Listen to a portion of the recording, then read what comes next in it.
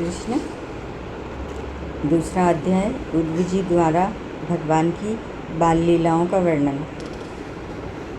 श्री सुखदेव जी कहते हैं, जब विदुर जी ने परम भक्त उद्धव से इस प्रकार उनके प्रियतम श्री कृष्ण से संबंध रखने वाली बातें पूछी, तब उन्हें अपने स्वामी का स्मरण हो आया और हृदय भर आने के कारण कुछ भी उत्तर न दे सके। जब ये 5 वर्ष के थे, तब बालकों की तरह खेल में ही श्री कृष्ण की मूर्ति बनाकर उसकी सेवा पूजा में ऐसे तन्मय हो जाते थे कि कलेवे के लिए माता के बुलाने पर भी उसे छोड़कर नहीं जाना चाहते थे। अब तो दीर्घकाल से उन्हीं की सेवा में रहते रहते ये बूढ़े हो चले हैं। अतः विदुर जी के पूछने से उन्हें अपने प्यारे प्रभु के चरण कमलों का स्मरण हो आया। उनका चित्त विरह से व्याकुल हो गया। फिर वे कैसे उत्तर दे सकते थे। उद्धव जी श्री कृष्ण के चरणारविंद मकरंद सुधा से सराबोर होकर 2 घड़ी तक कुछ भी नहीं बोल सके। तीव्र भक्ति योग से उसमें डूबकर वे आनंद मग्न हो गए। उनके सारे शरीर में रोमांच हो आया तथा मूंदे हुए नेत्रों से प्रेम के आंसुओं की धारा बहने लगी।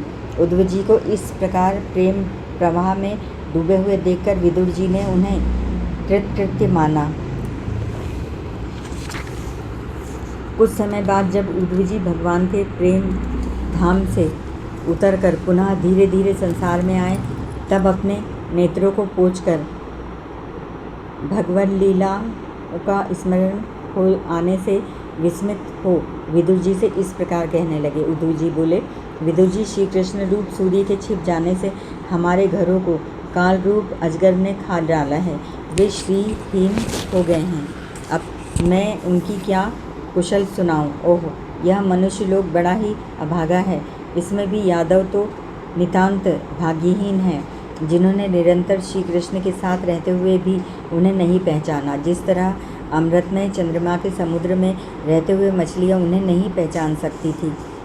यादव लोग मन के भाव को तोड़ने वाले बड़े समझदार और भगवान के साथ एक ही स्थान में रहकर क्रीड़ा करने वाले थे, तो भी उन सब ने समस्त विश्व के आश्रय सर्वांतर्यामी श्री कृष्ण को एक श्रेष्ठ यादव ही समझा। किंतु भगवान की माया से मोहित इन यादवों और इनके व्यर्थ का वैर ठानने वाले शिशुपाल आदि ने की अवहेलना और निंदा सूचक वाक्यों से भगवत प्राण महानुभावों की बुद्धि भ्रम में नहीं पड़ती थी।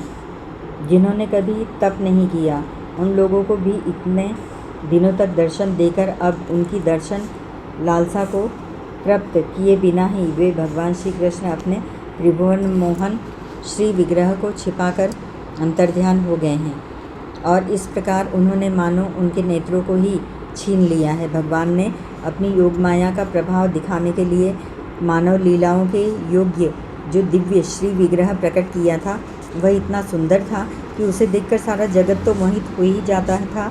वे स्वयं भी विस्मित हो जाते थे। सौभाग्य और सुंदरता की पराकाष्ठा ही थी। उस रूप में उससे आभूषण अंगों के गहने भी विभूषित हो जाते थे। धर्मराज युधिष्ठिर के राजसूय यज्ञ में जब भगवान के उस नयनाभिराम रूप पर लोगों की दृष्टि पड़ी थी, तब त्रिलोकी ने यही माना था कि मानव सृष्टि की रचना में विधाता की जितनी चतुराई है, सब इसी रूप में पूरी हो गई है। उनके प्रेमपूर्ण हास्य, विनोद और लीलामय चितवन से सम्मानित होकर ब्रजबालाओं की आंखें उन्हीं की ओर लग जाती थी और उनका चित्त भी ऐसा तल्लीन हो जाता था कि वे घर के काम धंधों को अधूरा ही छोड़कर जड़ पुतलियों की तरह खड़ी रह जाती थी।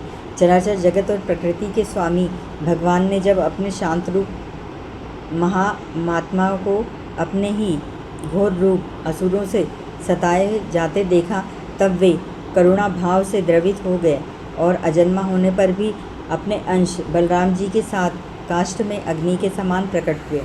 अजन्मा होकर भी वसुदेव जी के वहाँ जन्म लेने की लीला करना, सबको अभय देने वाले होने पर भी मानो कंस के भय से व्रज में जाकर छिप रहना और अनंत पराक्रमी होने पर भी कालय वन के सामने मथुरापुरी को छोड़कर भाग जाना, भगवान की ये लीलाएं याद आकर मुझे बेचैन कर डालती हैं। उन्होंने जो देवकी वसुदेव की चरण वंदना करके कहा था, पिताजी माताजी, कंस का बड़ा भय रहने के कारण मुझसे आपकी कोई सेवा न बन सकी।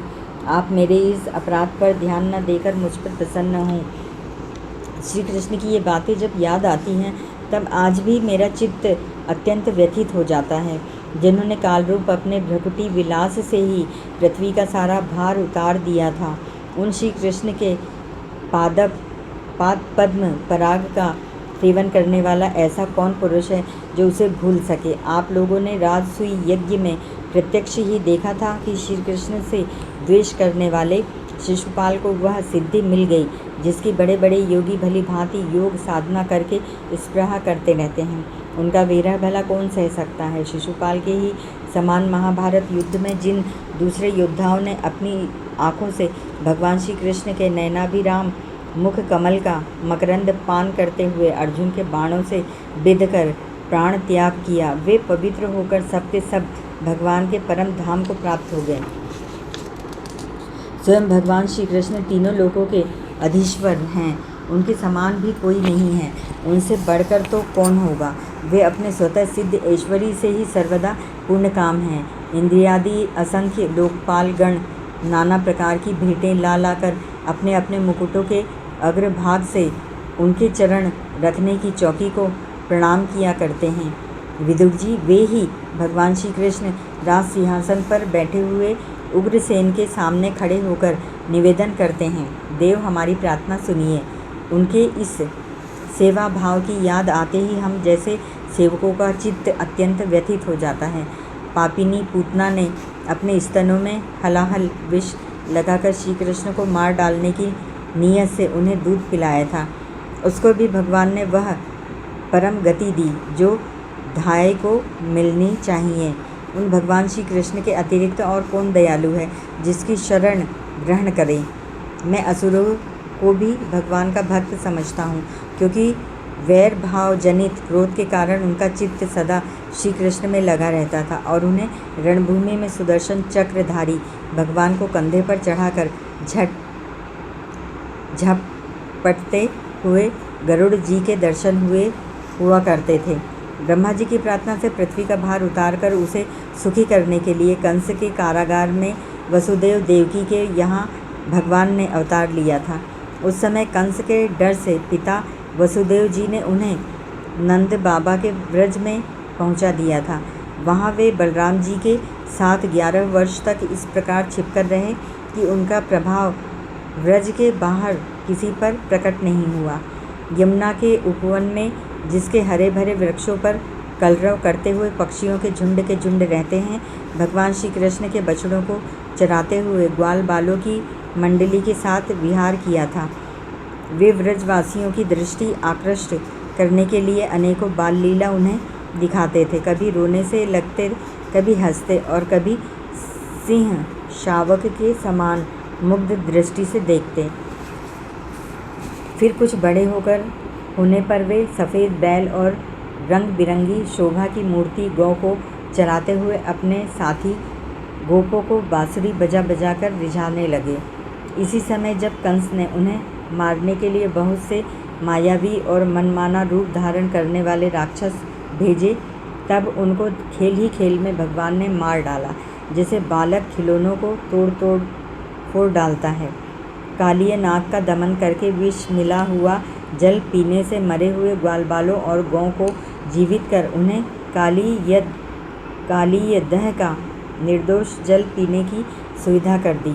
भगवान श्री कृष्ण ने बड़े हुए धन का सद्व्यय कराने की इच्छा से श्रेष्ठ ब्राह्मणों के द्वारा नंद बाबा से गोवर्धन पूजा रूप गौयज्ञ करवाया।